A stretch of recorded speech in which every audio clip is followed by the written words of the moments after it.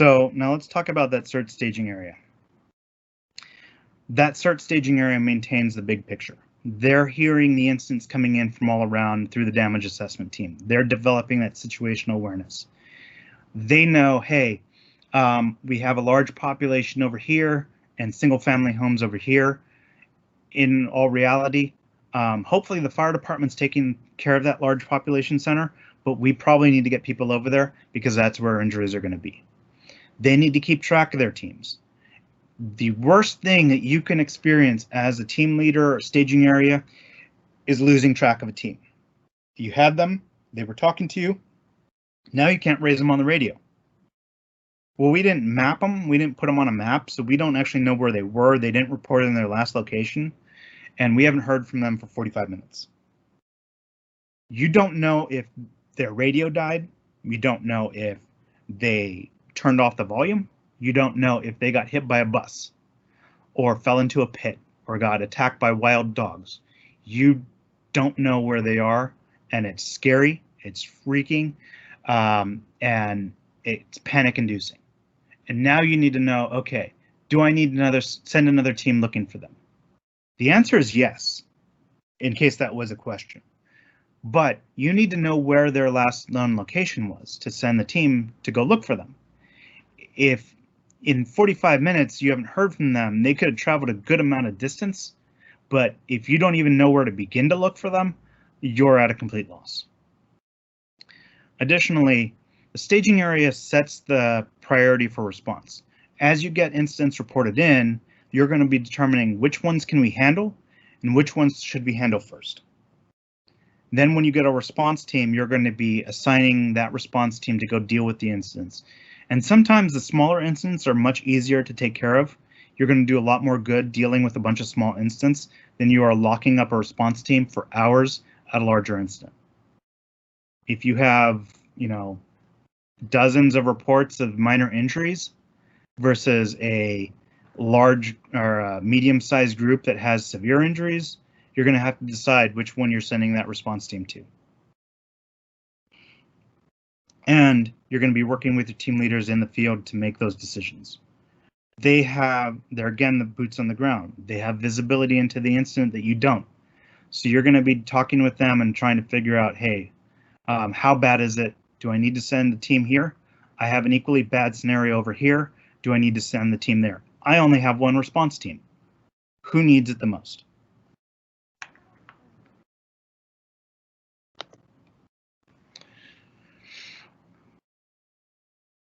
It's important at the very beginning of this that the staging area and the team leaders be on the same page.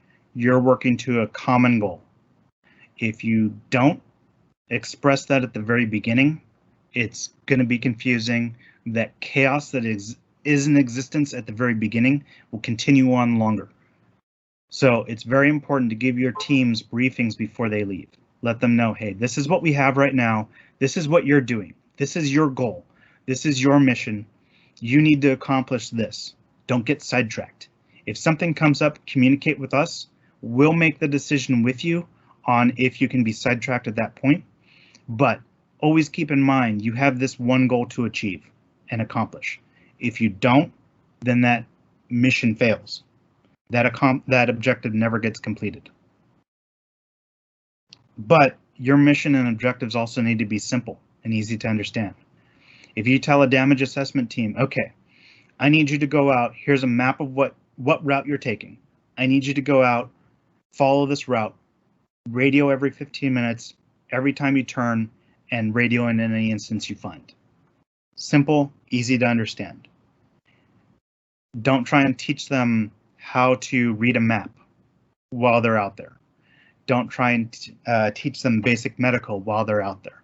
That muddies the waters, it makes things complicated, and it makes it more likely that they're going to fail some objective that you've given them.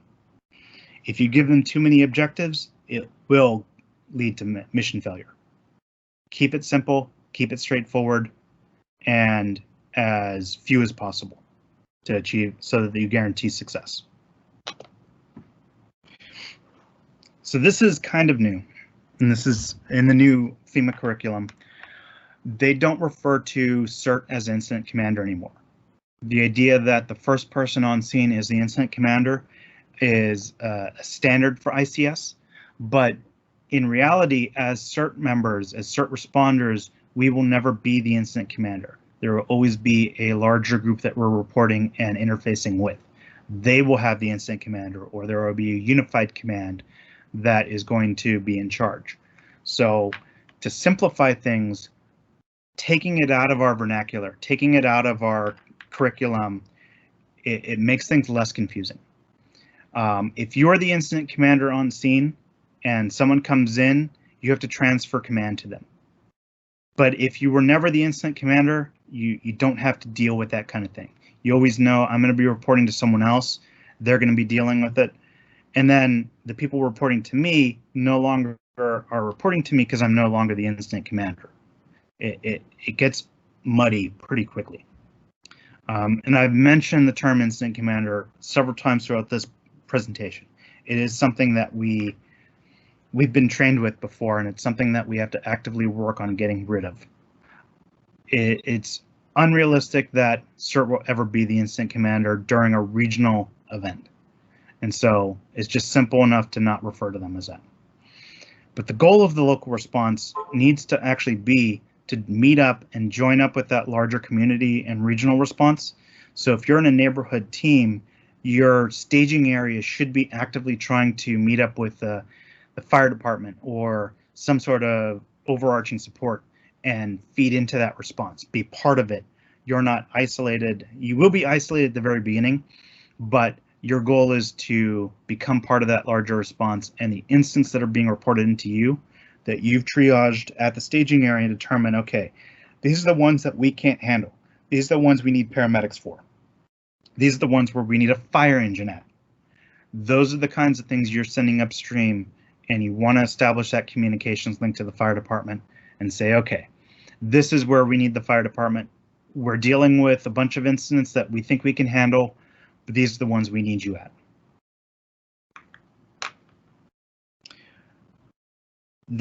So this is kind of an interesting concept that I have, is that the term staging manager in FEMA, in ICS, Incident Command System, means something fairly specific. The staging area, the staging manager builds teams for the operations chief or the incident commander to send out. If we don't have an incident commander at a staging area, then what is the role of that staging area? In my opinion, the staging area is the core of a neighborhood response for CERT.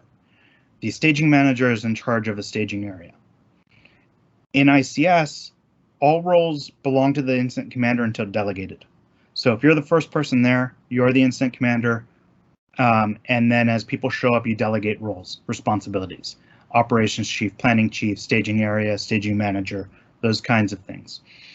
But your title, that can be fluid, I think.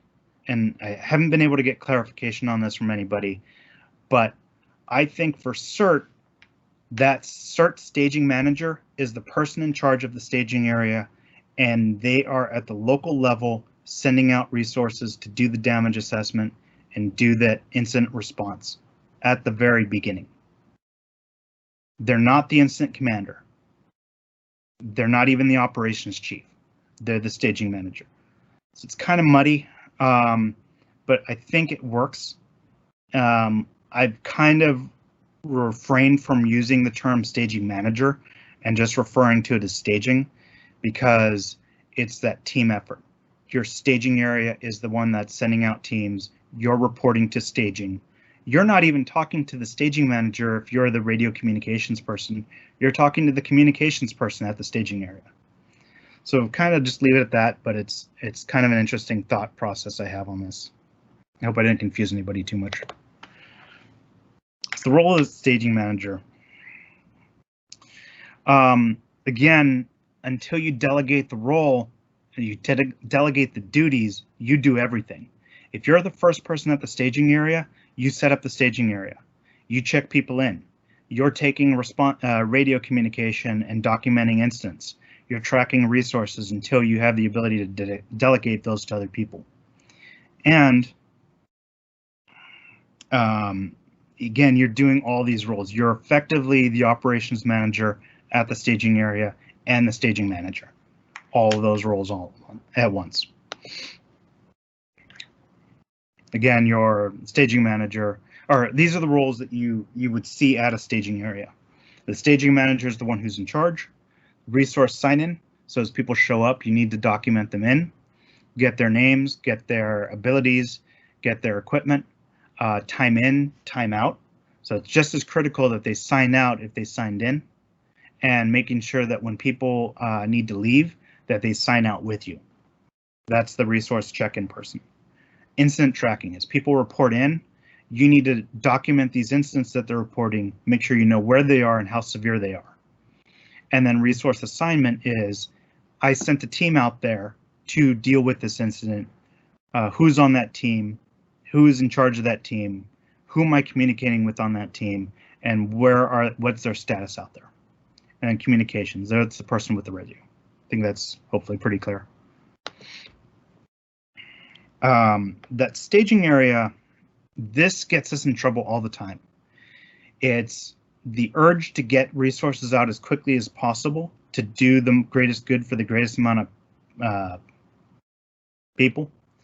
But you need to be able to augment your staging area to help. If you don't, you get overwhelmed. If you're the staging manager at the staging area and you have 5 teams out there, you're not going to be a good staging manager. Your staging area will fail. You will not be able to track the instance. You will not know who's out there. It will be utter chaos.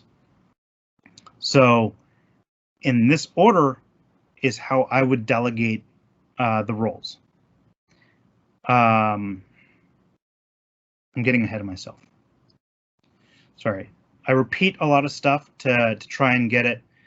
The saying is that you have to hear something 3 times in order for it to really settle in. So I'm getting a little bit ahead of myself. This is part of the repetition. I want to emphasize that volunteer accountability. Everyone signs in, everyone signs out, everyone goes home. If you have someone who is signed in and they have not signed out and nobody knows where they are, you don't know if they went home and didn't tell anybody. You don't know if they fell in a ditch and need help. And we've had this happen at drills. Everyone signs in. At the end of the drill, index, everybody leaves. 95% of the people signed out. That 5%, those 3 or 4 people who decided not to sign out, unless we have contact information for them and call them on their cell phone or call someone who knows them, we don't know if something happened to them. And now we have to go look for them because we're responsible for them. They signed in at our drill. They signed in our staging area. We own them. We're responsible for making sure they go home safely. So if you are at a drill and you don't sign out, shame on you. If you're at a drill and you decide, oh, this is too much for me, I'm just going to go home and I'm going to leave my team and not check out properly, shame on you. If you are a team member or team leader and you see this happening, you see someone start to walk off, do something about it. Go intercept them, find out what's going on, find out what, are they trying to leave? What's going on? Did they have a problem? You're responsible to make sure that everybody else is safe. That's a team leader's duty, but it's also a team member's duty. And we've had this happen. We had a drill. Someone decided that this was too much for them and they don't want to inconvenience anybody, so they're just going to leave without telling anybody. Fortunately, they were intercepted and they were escorted back to the staging area and signed out correctly. Otherwise, we'd still be looking for this person. And I can't tell you how panic-inducing that is until you've experienced it. So, staging area needs to know, needs to get damage assessment teams out as quickly as possible. They need that situational awareness. They need to know how bad it is out there and where they need to prioritize the response. Hope that's clear. Gone over it a couple times already. Additionally, and this is where I said I was getting ahead of myself, the staging area needs to augment itself as quickly as possible as well. If you're the staging manager and you have 1 team out there, that's easy enough to track. You have one person you're talking to, you're documenting incidents, you're doing it on a map, you're doing it on a clipboard, you have a radio. That is perfectly fine. That's something you can handle. Second team comes in, you can sign them in, send them out. You have 2 teams out there. You're able to track incidents as they're radioing them in. That third team is where we're going to start having problems. 3 teams out there radioing in, reporting incidents, tracking them on a map, and you're now signing in other people as they're coming to the staging area. You're going to find yourself overwhelmed. It's important to start staffing your staging area at the appropriate time. It's not the first thing you do. You don't start getting someone to sign in, be the sign-in person if there's only 2 of you. Well, maybe you do. If there's 4 of you there and you've pre-assigned roles to everybody and one of them is not a damage assessment team, you've failed the first mission, which is find out how bad it is out there. But again, it's going to be up to you. These are suggestions. I think it's important to do it in order. Send out your damage assessment team, first damage assessment team, send out your second damage assessment team. Now determine who needs to augment here at the staging area.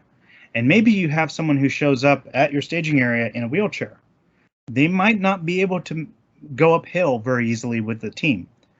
That person you hand a clipboard to and say, okay, I need you to help me here. You're going to be a great asset to me here. And that is where I need you. I hope that's pretty clear to everybody.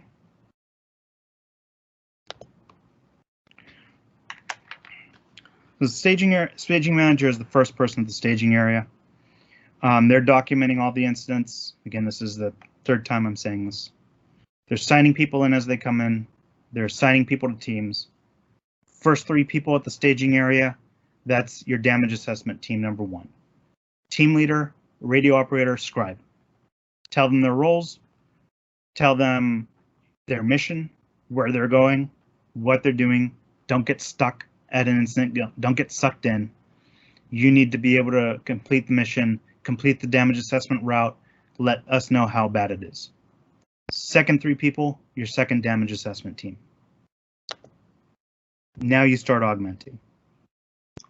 Next person who shows up, I would assign them resource check-in, because at this point, hopefully more people are coming in, and now you need someone who can offload that while the staging manager is able to track the teams and handle the radio reports of incidents. You need that second person there who's checking in other people. Next 2 people, I would assign as communicator and scribe. Get the radio out of your hand if you're the staging manager. If you're several teams out and a radio is in your hand, you're occupied with talking to teams, you're not able to keep track of things properly. You're distracted. You're ineffective. So get rid of that radio as soon as you can to the appropriate people. Of course, people come in who don't have radio experience. They're not the first people I would choose to be their communicator. Things will go badly. Once you've augmented your staging area, now send out more damage assessment teams, or if you need to, start building an incident response team. And it's kind of important to know the people that are coming in. If you have several EMTs come in, is it more important to hold them back for medical response so you know there's going to be injuries, or should they be on the first damage assessment team? And that's an internal question you're going to have to deal with. If everyone is EMT or EMR, emergency medical responder trained, great. Send them out, reorganize if you need to, but those are the resources you have available to you. You're blessed. If you have one EMT and they're the first person or the second person there, maybe they're not the team leader that goes out first. Maybe you're holding them back because you know you need to build a medical response team around them. Again, these are suggestions to get you thinking. This is not a hard and fast, do this, this, and this. You're going to have to base it on your local area with the resources that you have. Do the most good with the resources you have available to you.